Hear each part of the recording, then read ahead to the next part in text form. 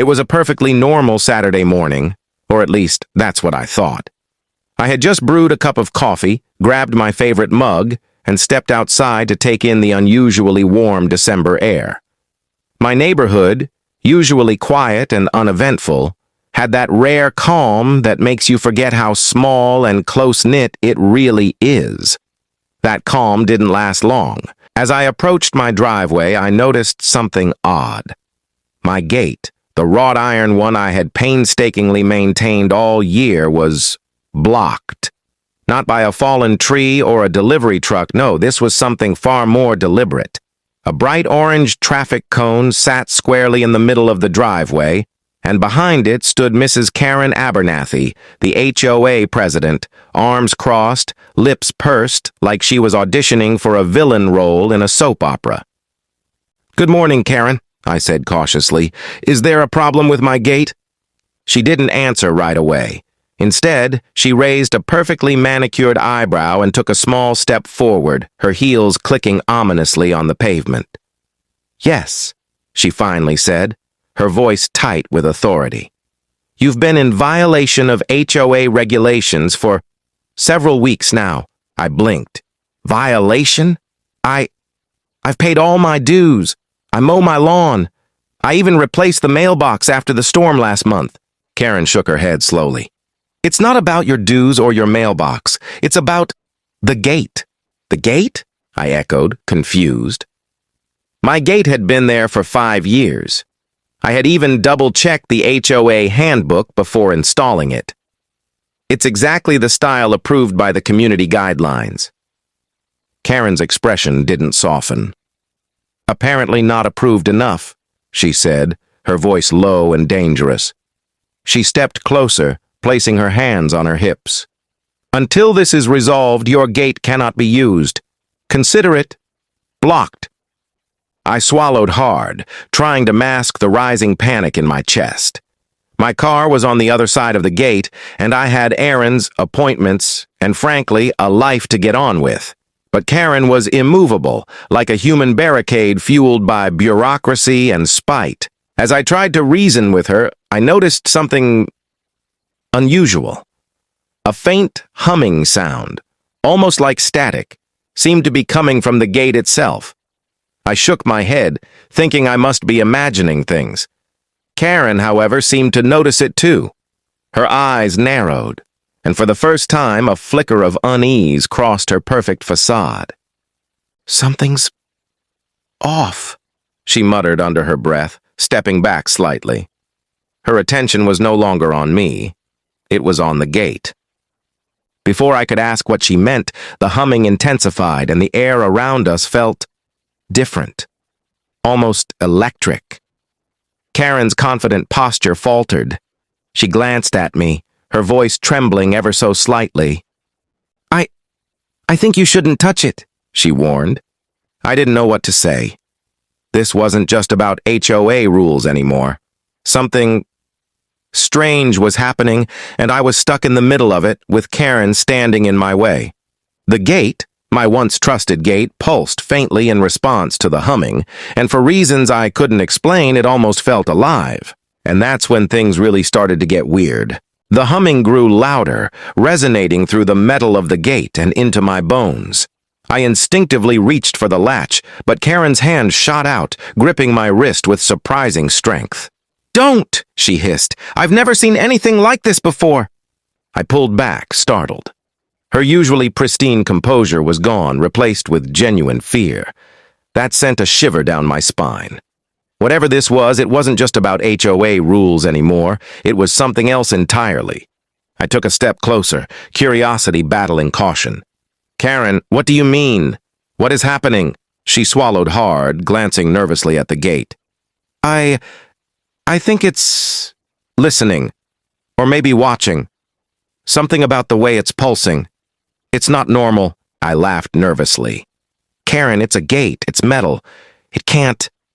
But even as I said it, I realized the hum wasn't mechanical. It wasn't electrical. It was alive. The vibrations ran up through the soles of my shoes, through my arms, into my chest. I could feel it sinking with my heartbeat. Karen stepped back, muttering to herself, "I shouldn't have blocked it. I shouldn't have done this." "Done what?" I asked, alarmed. She paused, looking around as if the neighborhood itself might be listening. "The HOA. We enforce rules for a reason, but sometimes things get beyond us. This gate, it shouldn't exist in this neighborhood." I frowned. "What are you talking about? I installed it 5 years ago. Nothing unusual ever happened. Until today." Her eyes darted toward the gate. "Exactly. And now, it's awake. I can feel it. And you feel it too, don't you?" The humming intensified as I nodded, unsure how to respond. The metal bars of the gate shimmered faintly, like heat waves above asphalt on a hot day, though the air was cool. And then, for a brief moment, the humming seemed to form words, whispers I couldn't fully understand. Karen gasped. "I thought I was imagining it, but it's talking." "Talking?" My heart raced. "Gates can't talk!" Karen shook her head, her expression panicked. "This isn't just about rules anymore. This gate, it chooses, and now it's chosen you." A sudden chill swept over me, and the cone blocking my gate clattered to the ground, though no one had touched it. Karen and I froze. The gate pulsed with a brighter glow now, and I could swear it seemed expectant, as though waiting for something. "Step back," Karen ordered, but her voice wavered. I tried to contain it, to follow the rules, but it's stronger than any HOA regulation. And if it wants something... She trailed off, her eyes wide with a mixture of fear and awe. The hum grew deafening, vibrating in my chest. I felt a compulsion, an urge to open the gate, but my mind screamed to resist. And then, as suddenly as it had started, the humming stopped. The air felt heavy, almost charged with an invisible presence. Karen slowly lowered her arms, her hands trembling. "We need to leave," she whispered, "before it decides something you won't like." We retreated a few steps, eyes fixed on the gate, but the tension in the air was suffocating. For a moment, neither of us spoke. Even the birds seemed to hold their breath, perched silently on nearby roofs. The neighborhood, usually so ordinary, felt transformed, as if the familiar streets were part of some hidden world we'd never noticed. Karen's hands shook as she adjusted her perfectly pressed blouse. "I've never seen it like this before," she admitted quietly. "I thought it was just a gate, just a nuisance for petty rules. But it's alive. It chooses when it wants to interact." "Interact?" I asked, my voice uneven. What exactly do you mean?"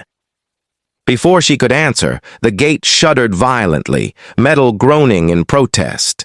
The air around it shimmered like heat waves, and I realized the pulsing glow had returned, brighter this time, almost hypnotic. A strange warmth spread from the gate toward us, but it wasn't comforting. It felt probing, like it was measuring us, deciding who we were. Karen's eyes darted nervously around the block. "I should have never let it in here. Some of us knew, but I didn't believe it. Rules are rules. But sometimes rules don't matter when something like this is involved."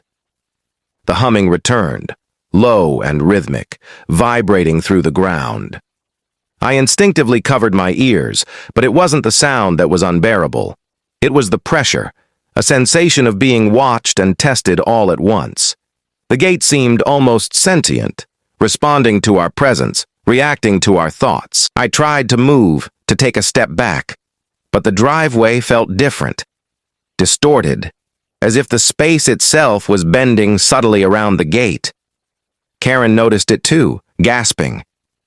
"It's changing the perception. This is why it's never been noticed. It hides itself until it decides it wants attention." "Attention?" I whispered uneasily. "Why me? Why now?" Karen shook her head. "It doesn't pick randomly, it picks people or situations. Something about you drew it out. Maybe curiosity, maybe fear, maybe both." As she spoke, the gate pulsed again, faster now, almost impatiently. Then, something that shouldn't have happened, one of the vertical bars bent slightly, twisting as if pushed from the inside. My breath caught. Keran's face drained of color. "I tried to block it," she said, her voice trembling. "I put rules and cones and restrictions in its way, but it doesn't care. And if it wants you, it'll find a way." I stared at the warped metal, every rational thought scrambling to escape. This was beyond logic, beyond HOA disputes. The gate wasn't just a gate. It was something else, something powerful, ancient, maybe even aware of us. And then, as if to confirm her warning, the latch clicked open on its own. The hum grew into a low roar, vibrating through the ground beneath our feet. Keran grabbed my arm. "We don't have time," she said urgently. "We need to leave, now." The moment I tried to step backward, the driveway seemed to stretch, the neighborhood warping in impossible ways. Shadows deepened unnaturally around the gate, and a faint whisper reached my ears, a whisper that sounded exactly like my own voice, calling me closer. I froze. Keran's grip on my arm tightened as the whispering grew louder, echoing inside my skull rather than my ears. My own voice, or a voice that sounded exactly like mine, beckoned me toward the gate. Every instinct screamed to resist, but the pull was undeniable, like gravity bending in a way that didn't make sense. "This is it," Keran whispered urgently, her voice trembling. "It's testing you. Whatever happens next, it decides who goes forward." I blinked, trying to steady myself, but the world around the gate seemed different. Colors warped, shadows stretched unnaturally, and the humming shifted into patterns that almost felt like words. Each pulse carried a weight, a subtle tug at my thoughts, my will, even my memories. Keran moved to block me again, her face pale but determined. "You have a choice. Don't let it influence you." I froze, heart racing. The gate seemed to pulse in sync with my fear, almost savoring it. One of its bars bent outward slowly, forming a small, inviting arch. Light spilled from the gap, warm and unsettling like a distorted sunrise. I could almost see shapes moving inside, but every time I focused, they vanished. I don't understand," I stammered. "Why me? Why now?" Keran shook her head. "It doesn't need a reason, it just chooses. And some people aren't ready for what it wants. But if you give in..." Her words faltered as the pulsing intensified. "You might never come back the same." The whispering became clearer, almost melodic, carrying a promise I couldn't identify. Part of me wanted to step forward, drawn to the gate as if it held answers I had been searching for my whole life.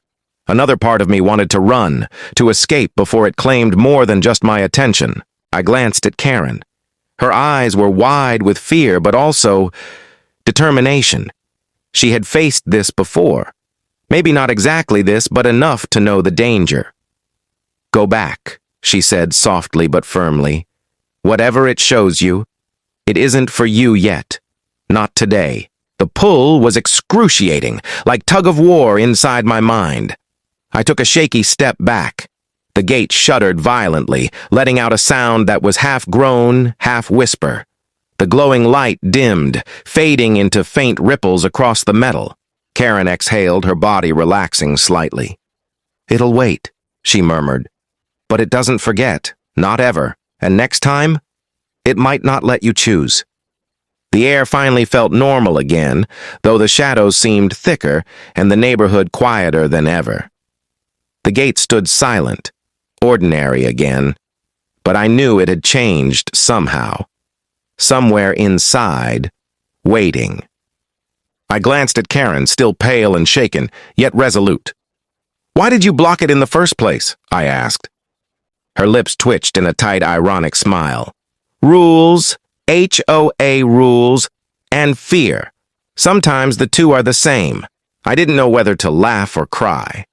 My driveway, my quiet street, even my coffee-scented Saturday mornings all felt different now. Something extraordinary had brushed against our ordinary lives, and though I had walked away, I knew I would never be the same. And as I walked back toward my house, I could still feel it, waiting silently behind the gate, humming softly in the shadows. The weirdness wasn't over. It had only just begun. Enjoying this wild story about my HOA and the mysterious gate? Hit that subscribe button to catch more weird, suspenseful tales. Give this a like if it kept you on edge, and drop a comment below. What would you do if your neighbor blocked your gate with something alive?